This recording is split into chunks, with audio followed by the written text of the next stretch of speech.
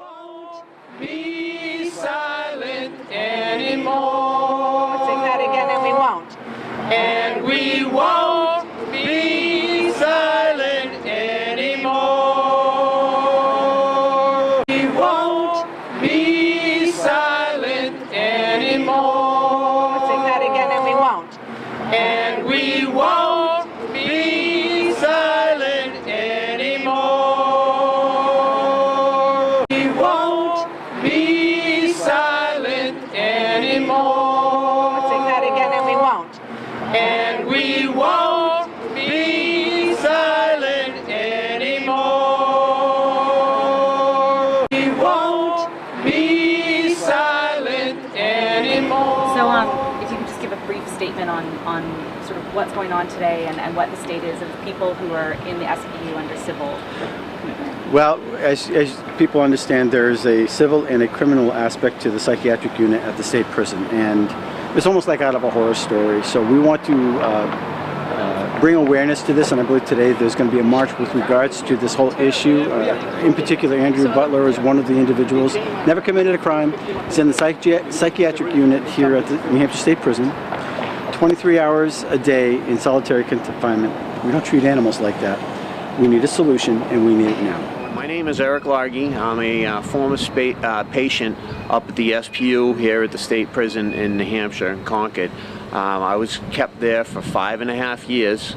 I had an incident with my father in 2009. I was held in Hillsborough County for 19 months. They civilly committed me. A former employee of my father did a petition, sent me to the state. You don't get a hearing for 5 years once you're there. My charges were all dropped in 2012.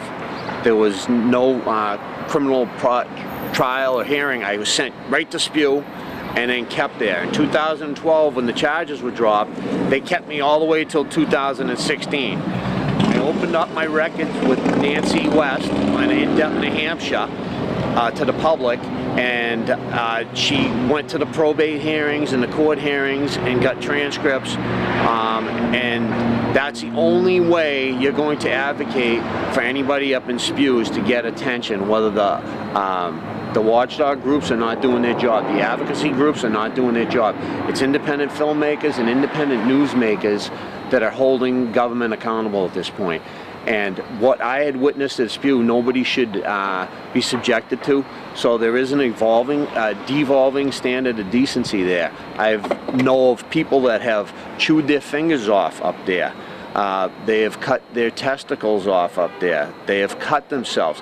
These, I believe, it's my feeling that the conditions that people are being held in is creating this depression and the mental illness in them. That is not a place to get well or healthy, and it's actually inducing mental illness. And I do have a serious worry that the prison system is now taking people that should not be in the prison system and bringing them into that, and they're controlling them by environmental conditions that are promoting mental illness.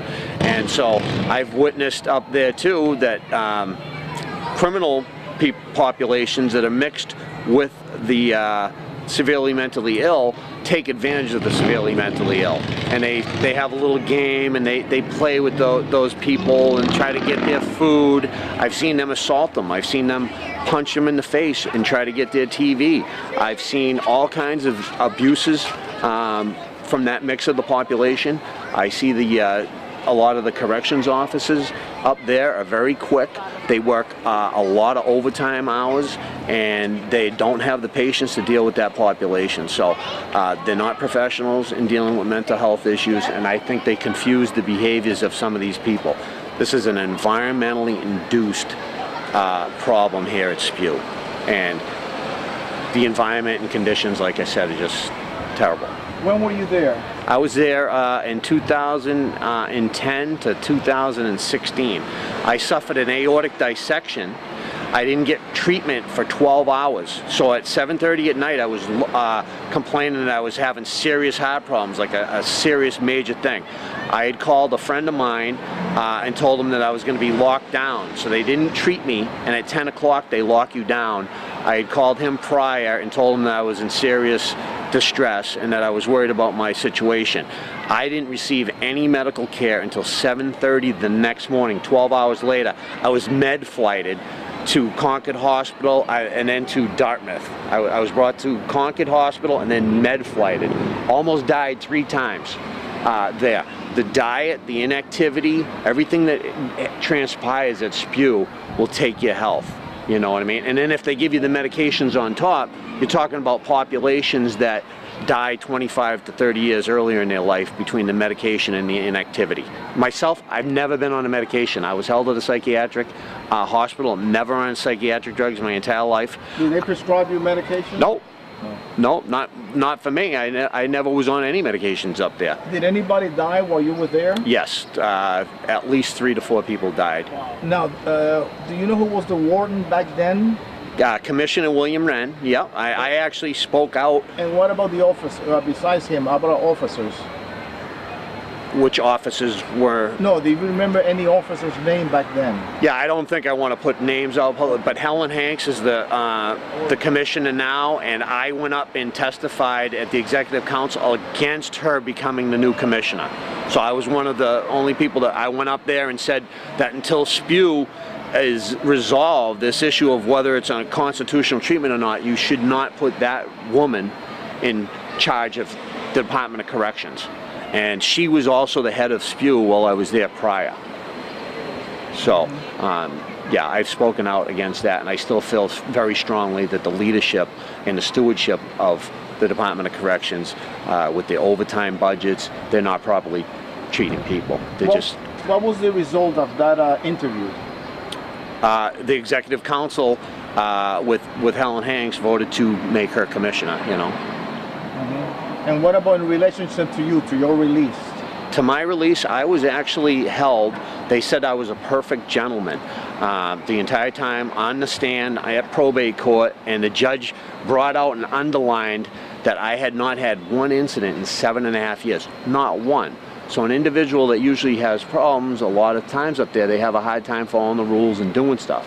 I had not one incident, and I was a total gentleman. That prompted my release from Department of Corrections to get moved to New Hampshire Hospital.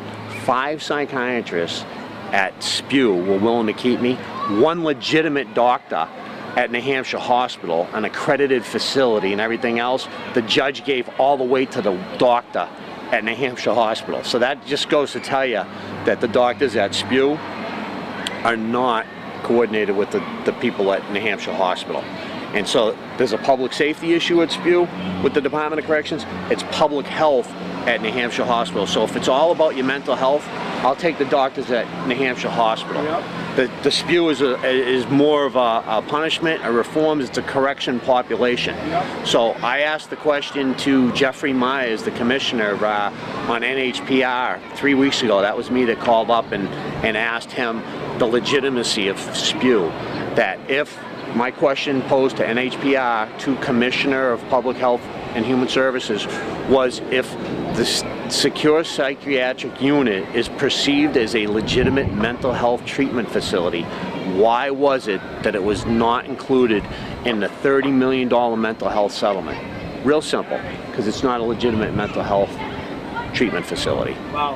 And so, $30 million, how do they answer that? So in this state, they need beds, they need all that stuff.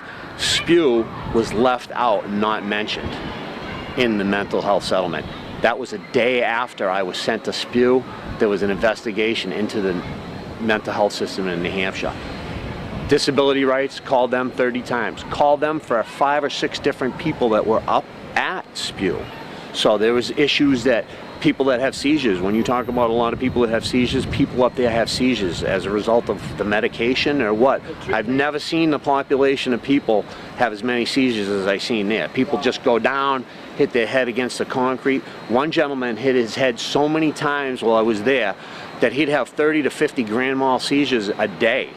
I had to actually help write a thing. He was going for some treatment, special treatment up at Dartmouth for his seizures and that. And I wrote a little note, and he brought it up there and said that he was at severe risk for Alzheimer's and everything else from all hitting his head so much. They told him they were going to drop him as a patient at SPEW unless they got him a helmet. So what ultimately I wanted to do is protect his cranium and help him because he was becoming mush, and they were doing nothing, and he would be bleeding and he looked deformed. And so, yeah, and they did nothing until I actually intervened and helped push that along. So several times I called Disability Rights Center. They failed a lot of times. I can tell you that there is times that I called, and that same gentleman, there was a battery in his chest to help prevent the seizures, and he had a magnet, and it was overdue. The battery was supposed to be changed years before. And so I called Disability Rights, and they were telling him, no, you're all set.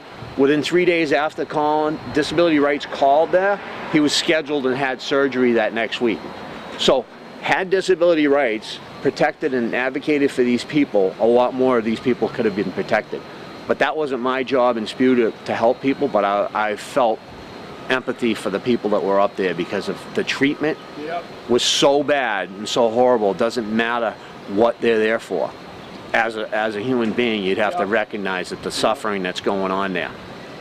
So how are you making out at this time? I've been out now. It's tough because I had that aortic dissection and the health issues that I had, so I'm trying to regain health. They took health at an accelerated rate. 7.5 years I was up there. They feed you terrible food, and like I said, inactivity levels. Then they're always short of staff. You don't get out when you should. I was out a half hour in the morning and a half hour at day, sunlight, under a roof, to which there was bird shit all around it, and the rest of the whole prison watches where the SPEW people come out, and they have a yard on top of a roof. So all the prison looks at those people. So you're under the microscope, and the prison population doesn't like the SPEW population. I've seen them throw rocks at people walking around in SPEW in that cage in that little area there, because the population is so bad. There's a lot of sex offenders, different people, population groups that are up there, and there'll be inmates on the other side that hate that population. So you're in that mix. So no matter what you did, they don't know anything that you're there for in SPEW, but they just hate people at SPEW. So here you are, further stigmatized, put under in a magnifying glass for the whole other prison, and then paraded around in these uniforms. And you know, it's just there's nothing beneficial, therapeutic, or anything. They do it on purpose. It's degrading and inhumane treatment, and I think it's a states' rights failed experiment. And you know, it's the treatment of people like that. And I've also said, you know, I wouldn't want to take anything. Andrew and all them, he's had no charges, he's up there, but I really believe that if you have any kind of charges or anything too when you're sent to SPEW, that's an obstruction of justice or a witness tampering, because they want you to go to court after they subject you to that kind of treatment. That's like an inducement of mental illness. They're not helping you, prepare you for later on, whether it be court or nothing. They're trying to hurt you and leverage your health to get you to conform to whatever they want you to do. And if they control your health, they control the person. And so what they're doing is trying to control people through their health. And then they're calling it justice-involved population with mental illness. So if you go back and you look at the interview with NHPR that I questioned Commissioner Jeffrey Myers, he said that they're trying to figure out what to do with that correction population of mentally ill. So they've separated all kinds of populations of mental illness. So people at New Hampshire Hospital are treated better, way better than people at SPEW. Yep. So if you have the same medical condition, you would be treated the same way medically. But there's a political influence going on at SPEW that doesn't allow those people to get treated medically the same. That's the disparate difference in treatment, and it's bad, you know. And they don't want those people to live. No, they don't want them to live or survive. They feel that they're either a drain or they have nothing to offer value. You know what I mean? I easily could have died a few times, you know, but I did witness people dying up there. My name is Beatrice Coulter. In May of 2015, I accepted a position in the Secure Psychiatric Unit. I'm a nurse, and when I accepted the position, my working assumption was this was a forensic unit within the prison to care for mentally ill inmates. So shortly after arriving, I learned that there were civilly committed individuals in there. I also learned there were women in there, and there were also individuals who were developmentally disabled in there. So essentially you had all of these populations mingled together. You had individuals who were not guilty by reason of insanity, you had pretrial detainees, you had incompetent to stand trial, and there was no way to really make any distinctions about whom was who. So essentially what I realized very quickly is that if you were in SPU, even if you were civilly committed, you were a de facto prisoner. You were under their care and custody, and you were subject to anything that went on there that they can do to inmates, including tasers and things of that sort. So this was unacceptable, and I recognized that, civilly committed people had constitutional protections. They could not be in a prison, they could not be subject to this, and I left that job within 3.5 days. And I've pretty much, I wasn't looking for an issue, but this issue kind of found me. So I realized that this whole thing of presenting the secure psychiatric unit as a hospital was a smokescreen. It was an illusion. The secure psychiatric unit is not a hospital. It's not licensed. It's not accredited. It's not subject to oversight by any other outside regulatory agency. So essentially they pretty much do whatever they want because it is a prison. And you have to make a decision ethically and clinically as to whether you want to be part of that. And I chose not to be. So here we are 3 years later, and awareness is finally starting to, increase. And this case is really emblematic. One does not need to file a writ of habeas corpus in a federal court to leave a hospital. So I think it speaks for itself, and we'll see what happens. I'm so glad you're here. Thank you. To the best of my knowledge, the secure psychiatric unit has been around now for 35 years or more, and they have been sending civilly committed individuals into SPU now for just about that period of time.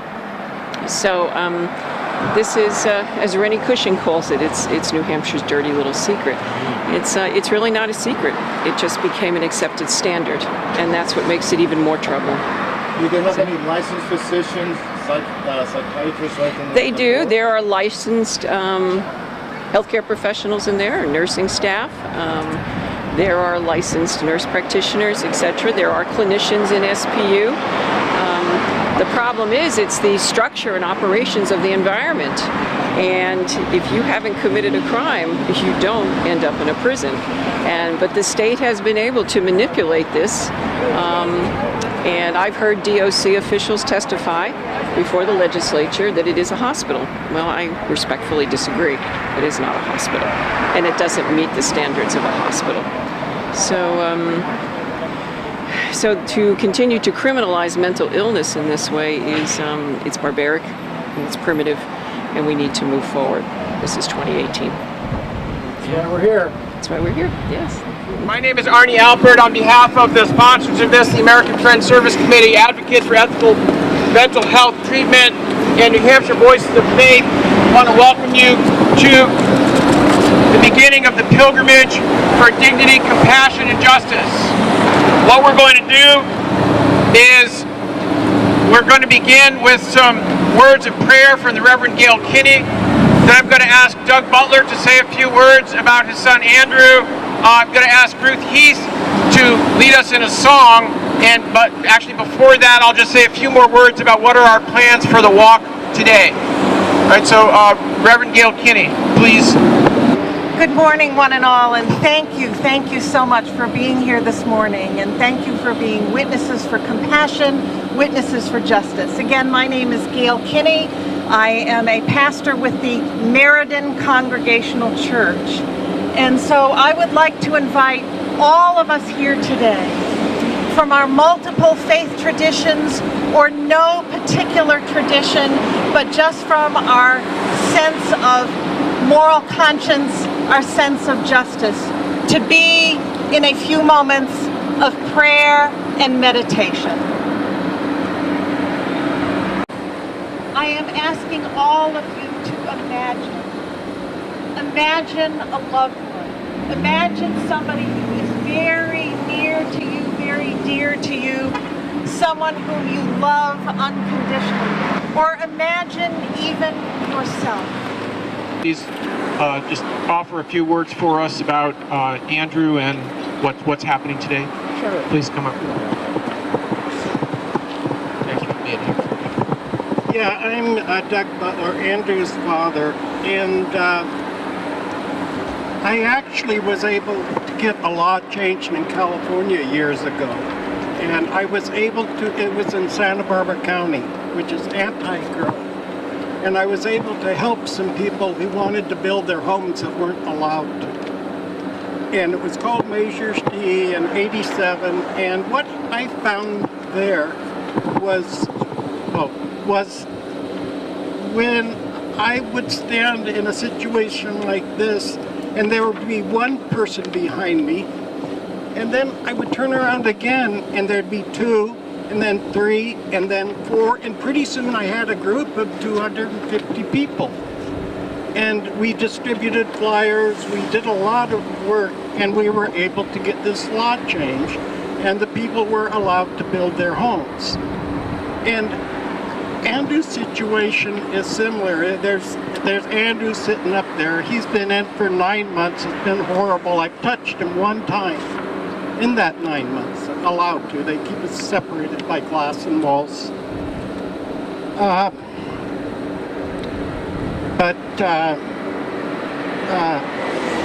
Hopefully, like I say, if it's just me, they'll just do what they want with him, and that will be that.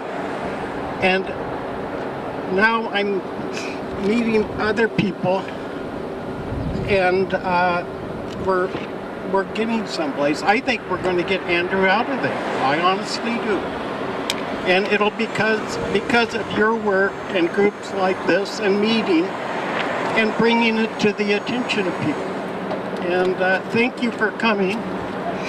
And we'll have to keep up the effort. Thank you.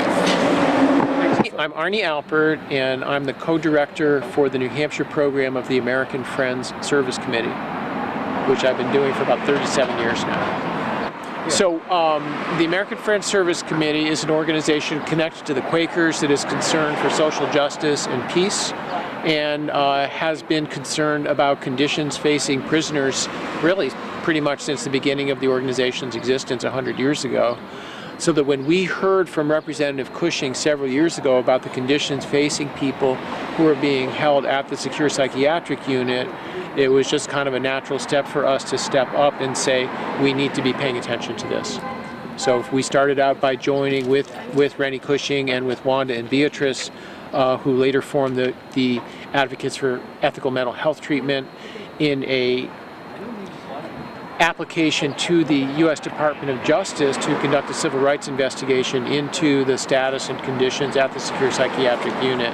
And once we put our name on that, we started paying additional attention to the issue as it was coming up at the State House in relationship to budgets, in relationship to studies, in relationship to simply raising awareness, especially among the legislators who are supposed to be responsible and accountable for institutions of state government to be demanding change.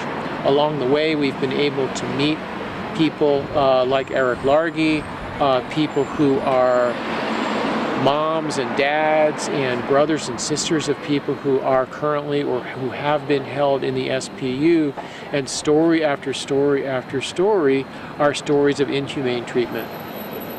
So this latest story about Andrew Butler that's gotten attention has again given an opportunity to bring this outrage into the light of public scrutiny, where we hope that change will finally take place.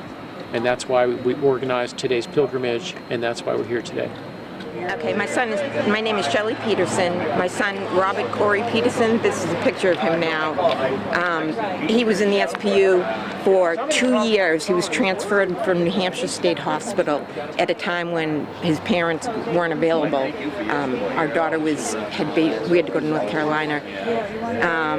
They changed his medication. The nurses told me that he requested to be tied up. What do you call that? He requested to be restrained because he kept having thoughts that he had to kick someone or hit someone. So the nurses said, they keep telling him, "You're not going to hurt me, Corey. We know you're not going to hurt me." And he was too afraid. He said, "No, don't undo my hands." So they said they had to feed him. They had to like hand feed him and wash him and stuff. They finally convinced him to go into the isolation room, and he was still having these thoughts that he had to hurt. If he kicked someone, he'd be healed or something. And then the nurses called and said, "My God, the doctor dropped his clozapine at 350 milligrams," which that's it's a federal required drug that you have to be on a list to take it. It's really regulated. And she stopped the medication, which put him into a psychosis. So meanwhile, we're gone. He doesn't have anybody around. They transfer him to the SPU, saying now he had jumped out a window and broke bones in both legs prior to this, like 2 weeks prior to this. So he was on crutches and he had casts on his feet, and supposedly they said that he threw a cup. He had a cup of hot coffee and he threw it at a nurse or something, which I don't know how he could do that because he was on crutches. And he threw a garbage can over the nurse's station at the nurses, but the garbage cans are bolted to the wall at New Hampshire Hospital. Come to find out, when I got the records from SPU 2 years later, they had somebody else's records mixed in with his. So it wasn't even his records they were going on that got him sent to the SPU. There was 2 years of mental, physical abuse. I can't even really get into it. It was just, imagine as bad as it can be, and that was as bad as it was. The kid wouldn't hurt a fly. You can ask anybody there. It took 2 years. In 2 weeks, the doctor, after 2 years, decided to start doing therapy, and in 2 weeks he was cured. The doctor just had to teach him that his thoughts, he didn't have to listen to his thoughts. But he'd been through hell, tasered, sexually assaulted by the officers, and all of this is proven. They found it on the video, they told me. But instead of getting rid of the officers, they got rid of me. I was banned. So I didn't get to see my son for a year. And this was a SPU? This is a SPU. What is your son's name? Robert Peterson. He went in July 2014. He was finally released in July of 2016 because they were afraid that I was going to have a lawsuit because the Vice came down, and I mean, after 1 year of no contact, they wouldn't call me, they wouldn't answer my calls, which they always had before. A year before this, I was going to a meeting every week. That's why I was talking to Andrew's father, who they told me that it was a law that we had the right as parents to meet weekly with the doctors, and he hasn't been able to. Which, I don't know if they changed the law or, it's very backwards system there. Very backwards. The only reason my son got out is because they were afraid of a lawsuit. Because they cleared the SPU, and that was July 2016. They sent him to other prisons. The SPU was pretty much cleared out in July of 2016, if you check into it. But clear for what? They moved everybody. All the patients that hadn't committed crimes, they moved them to either different prisons or to different hospitals because they were afraid of being sued. The doctor called me 4 times that weekend. I haven't heard from him in a year. I left notes on his car. I called every week. I kept track of every doctor, every officer I spoke with, and I spoke with them on a weekly basis and emailed them follow-ups of everything that they told me. My son told me a story that first he said he was raped, but then he said he wasn't really raped because they didn't take they pulled his clothes off so he was nude in the hallway. I knew my son was not lying, and I kept insisting to them. I emailed everybody. I called all the officers I could talk to. They said they'd look into it, and they kept telling. The next week they said they'd looked into it, nothing. They couldn't find anything. What was the officer's name? Officer Brown, with Sergeant Brown, Officer Belanger, and Officer Marion were the two in the hallway. They got caught. They saw them on videotape, Officer Marion and Officer Belanger, ripping my son's pants off, so he was nude, and then going into his cell. But they would not tell me how long he was in. They were in the cell. Do you think he was drugged, maybe, or something, maybe? No. No, he wasn't. No. He wasn't drugged. I know my son wasn't lying. He said he wasn't raped, but he might as well have been. That's how he just felt that belittled. He said I said, were you fighting them? He said, no, Mom. I had handcuffs on, and my head was banging on the floor. They were humping him like from the back when he himself nude. He said, I thought I was really going to be raped. I kept insisting they look further back in the tapes because I knew my son wasn't lying. The next meeting I went to, they said they did find the tapes. And Officer Marion and Officer Belanger would be dealt with accordingly. They made me believe Officer Marion would be let go, fired, because he is the one that ripped the pants off. But my son said Officer Belanger was the one that was like dry humping him in the cell. And instead of getting rid of them, they got rid of me. I couldn't go to any more. They stopped talking to me. They hung up on me when I'd call. They just, any communication. So for a year, I could not see my son because of this, because I made problems for them. And when I would go to see my son and Officer Belanger and Officer Marion were there, they'd smirk at me. They'd just like smile, like, I just can't even believe that they can get away with that, because there's no, just because they can. Why would they do that to a sick person? Why would they, what thrill did they get out of that? I've complained, I've written to everybody. I've heard back from the commissioner, Helen Hanks, about them. In the same email, I put about my son being tased in front of me in a visitation room for no reason.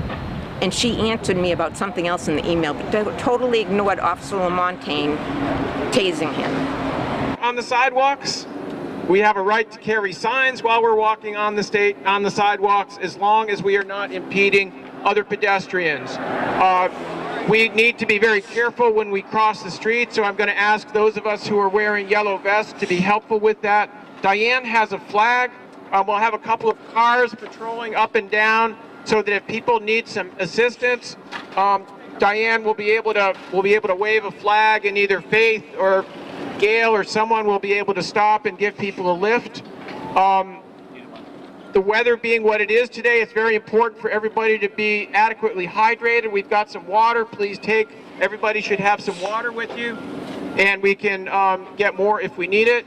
I've even got some sunscreen for those of you who would benefit from that. I'm happy to share. And that having a solid infrastructure of support from the taxpayers and from the public is also an essential component of what we need in order to have an adequate system of mental health care. Gail Kinney. Okay, thank you for allowing me another minute here today. I want to acknowledge William Solar Sr., who is standing over here with a sign here in solidarity with all of those in the secure psychiatric unit. And he is here particularly on behalf of his son, his namesake, William Solar Jr. And this is the story. William was afraid. William inside is afraid. He's afraid that something might happen to him. He's afraid that something might happen to his father. And so he wanted to give his words to a pastor who can speak on his behalf. So this is the story of William Solar Jr. He is held as a mental health patient without being in an accredited hospital, denied contact visits with his father, denied contact visits with his attorney, forced to wear prison clothing. He is locked down 23 hours a day. He has been tasered. He has no toilet tissue, no toothpaste. They take from his grocery box the food he buys. On second shift, about a week ago, he was maced for no reason at all that he could understand. So his father says, when my son was admitted to this hell house, he weighed 300 pounds. Now he is down to 200 pounds. They spit in his food. He has found pubic hair in the food. The treatment he has received is cruel and unusual punishment without having been convicted of a crime and with no pending criminal process. The secure psychiatric unit is not a psychiatric hospital, and it is no place for treatment of people with severe mental illness. So for Andrew, for William, and for all others, let us be in solidarity with them today, and let us hope and pray that they have very few more tomorrows in this place and they get the treatment they deserve. Thank you, Gail. Thank you, William. And greetings to William Jr. on the inside. Realize with singing is a good way to bring our spirits together in unity and strengthen our spirits for the walk, not only the walk to the State House and the walk to the federal court, but the walk that we are on to a just society for everybody. Okay, I'm going to sing a song called Somebody's Hurting My Brother, and it's call and response. I'll sing and you respond. How many people already know this song? Okay, help us out. The words... How many are going to know it very soon? Yes. Everybody, all right? I'm going to sing Somebody's Hurting My Brother, and you're going to say, and I'm going to say, it's gone on, you're going to sing far too long. And sing along with me once you get the other words. And then at the end we're going to say, and we won't be silent anymore. Okay, you want to say that? And we won't be silent anymore. Somebody's hurt my brother, and it's gone on far too long. And it's gone on far too long. And it's gone on far too long. Oh, somebody's hurt my brother, and it's gone on far too long, and we won't be silent anymore. Oh, hear me now, somebody's jailing my brother, and it's gone on far too long. Gone on far too long. Now it's gone on far too long. Oh, somebody's jailing my brother, and it's gone on far too long, and we won't be silent anymore. Hear me now, somebody jailing my sister. We won't be silent anymore. Sing that again, and we won't. And we won't be silent anymore.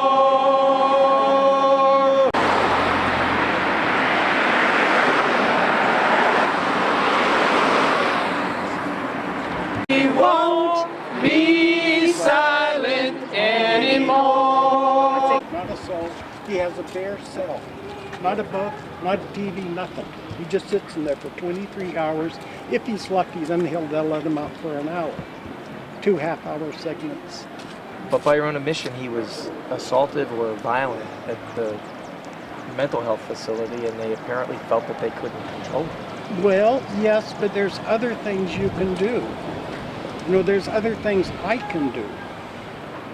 And I'm not a hospital. I'm a parent. What has this been like for you? It's horrible. I touched Andrew one time in the last 9 months. That was in a courtroom. That was it. Supposedly, I'm supposed to have a contact visit on Saturday, but that's because of you and the pressure being applied. And I'm grateful for it, but it'll be our first time. Andrew's able to keep his spirits up somehow, which I find remarkable. And do you feel that he's capable of being, out of a solitary environment? I mean, given his... Yeah, I think so. Why? It's hard to explain, but he's had, I would call them episodes. And it's clear, I can tell, that he had a point, and whether it's the drugs or whatever, I don't know, the psychotropic drugs. But I can tell I'm not getting through to him. And so I can identify it as a parent, it's things we pay attention to. Thank you, Doug. Thank you. Hollis? Yeah. We won't be silent anymore. Sing that again, and we won't. And we won't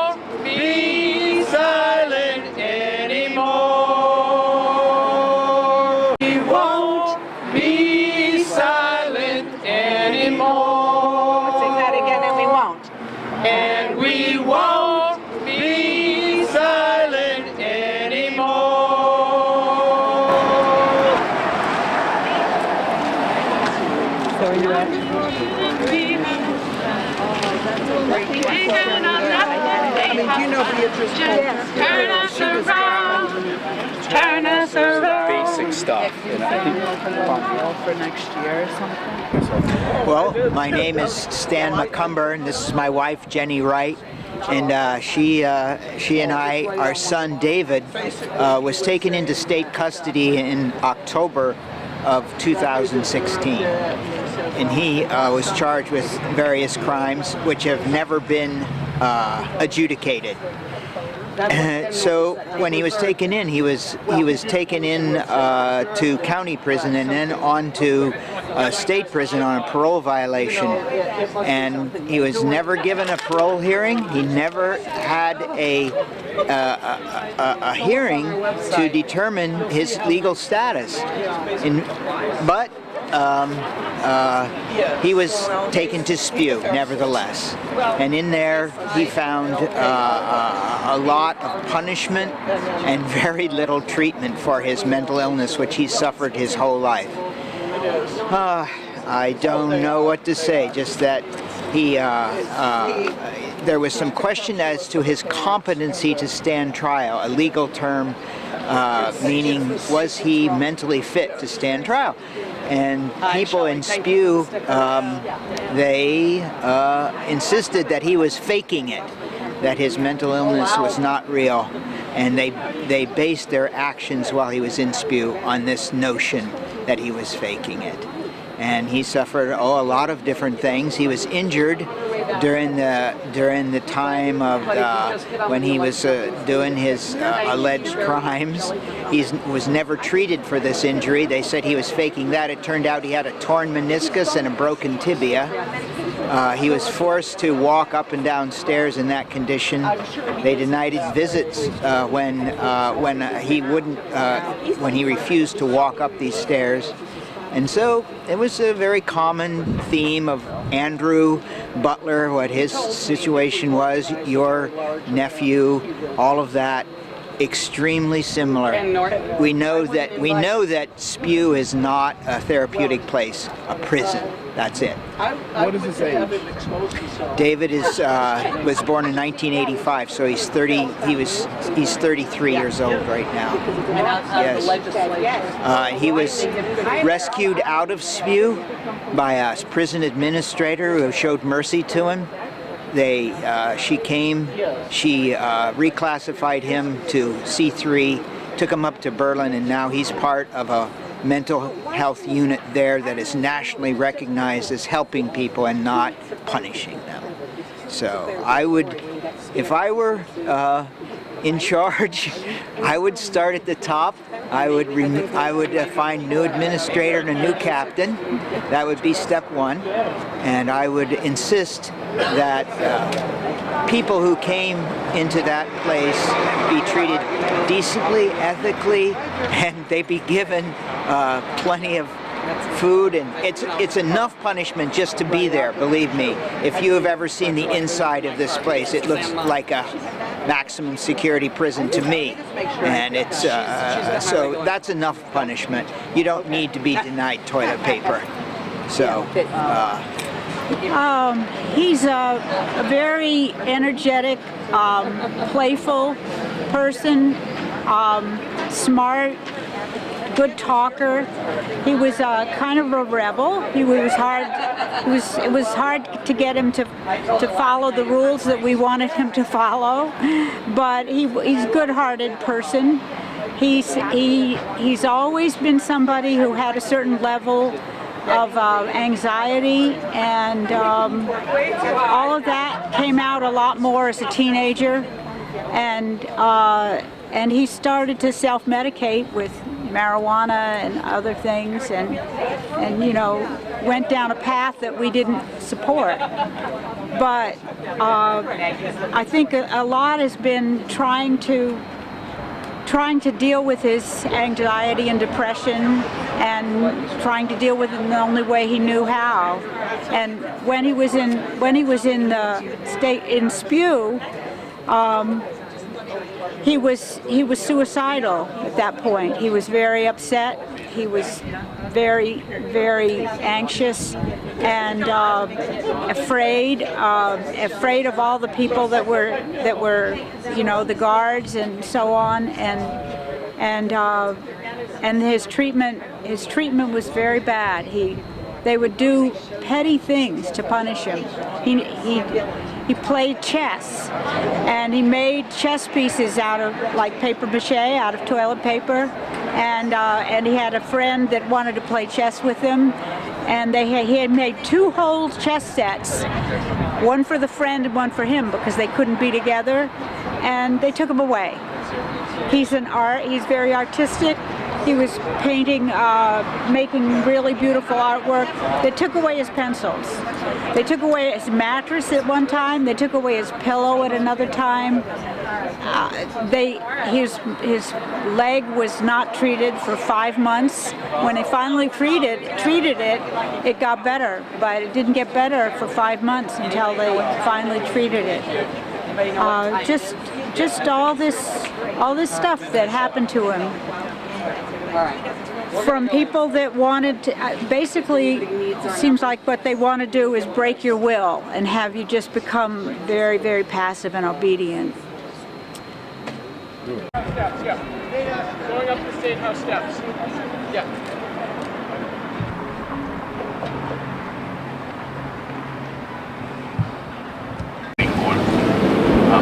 Thank you for coming and standing up this morning. I want to give thanks to the American Friends Service Committee, the advocates for the ethical treatment of persons with mental illness, can't remember the name of it, and especially the Voices of Faithful. As a state legislator, I can't tell you how important it is to have the moral witness of people who lift up values as opposed to just costs here in the State House. Although we're marching from the secure psychiatric unit of state prison to the federal courthouse, it's important to stop here because the responsibility for the criminalization of people with mental illness and the continued existence of the secure psychiatric unit as a place of punishment and not treatment lies in this building. The policymakers of the state of New Hampshire, who 35 years ago decided it would be okay to take someone who'd never committed a crime but who was a threat to either themselves or to others, and to put them behind prison walls. That decision was made under that dome. That outrage continues to take place today. The legislature has acknowledged in the past that what it was doing to our most vulnerable among us was wrong. In 2005 and 2006, it made a recommendation that we create the legislative committee made a recommendation we build a forensic psychiatric hospital where we would treat people. The legislature failed to act on that the next year. 2010, once again, there was a study and a recommendation that we build a hospital to treat people instead of putting them in prison, and nothing has happened. I think we're at a critical moment today where we've seen litigation begin. The fact that we're going to gather before a federal courthouse and we have someone asking the federal courts to order the state of New Hampshire to take someone out of the prison and to provide psychiatric treatment for their illness is kind of a watershed moment. And I'm hoping by our public witness here and by our continued witness, agitation, exhortation, and education that we'll be able to transform the situation so that we treat people with illness as patients, not prisoners. Thanks, Arnie. Thank you, Representative Cushing. What we're going to do now is we're going to walk through this way over to State Street. We'll take a left on State Street, then we'll take a right on Pleasant and walk up to right across from the federal courthouse. We'll cross the crosswalk in front of the federal courthouse and have Beatrice Coulter speak there and have a closing prayer. And we might have a couple of additional words at that point, but we want to make sure that people who are planning to attend the 11 a.m. hearing are able to do that. We won't be silent anymore. Let's sing that again, and we won't. And we won't be silent anymore. We won't be silent anymore. Let's sing that again, and we won't. and we won't be silent anymore. Down, I'm going to ask, Doug, do you want to say another word? Well, yeah, thank you all for showing up. You're going to make the difference. I would like one of Andrew's friends to say a few words. That would be great. If you would. He can. Please come up. All right. Hi, I'm Evan Porter. I was one of Andrew's good friends growing up. So, yeah, basically, Andrew moved to Hollis when he was in 5th grade, right? Yeah. So when he was in 5th grade, and I remember he didn't really know anyone, and I remember he always told me that I was one of his first friends. But that kind of quickly, turned into almost everyone in the school being friends with him. He had such a positive attitude, such high energy that, it was so hard not to smile when you were talking to him. And, anyone who's ever met him, anyone who knows him can kind of say the same. And, he's still the same bright person that he is today. And he has the whole community backing him up. But the problem is it makes it hard for the community to back him up when they're not given the opportunity. And I personally, when he was admitted to a hospital, I was able to see him, to regularly contact him, and he was able to contact me. But now, I have to fill out all these forms and hopefully get it approved, and he's only allowed to see people on Saturdays, and even then it's still hard. So, we're just trying to get him into the best position possible so that he can, get the treatment he deserves, go back to the community that loves him and that wants him back. Thank you so much, Evan.